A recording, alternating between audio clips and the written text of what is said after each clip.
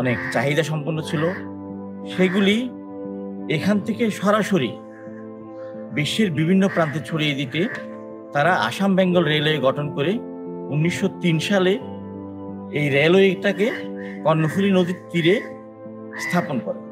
এখানে আসাম বেঙ্গল ঘাট এখনো বিদ্যমান আছে, যদিও সেটা এখন ভগ্নদশা, ধ্বংসস্তূপ। বন্দর সেটাকে বিভিন্ন মাঝিকে ইজারা দিয়ে রাখে কয়লা এবং পাথর উত্তোলনের জন্য।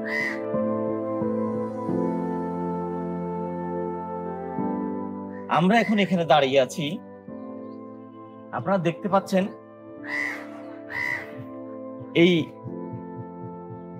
এসআরডি স্টেশনটা হচ্ছে বাংলাদেশ রেলওয়ের। এটা 1903 সালে ব্রিটিশ স্থাপন করেছিল। পাশে আসাম বেঙ্গল রেলওয়ে ঘাট, এখান থেকে আধা কিলোমিটার দূরে। এই রেল লাইনটা ছিল চট্টগ্রাম বন্দরে যাওয়ার জন্য। এর পেছনে যে রেল লাইন ছিল সেটা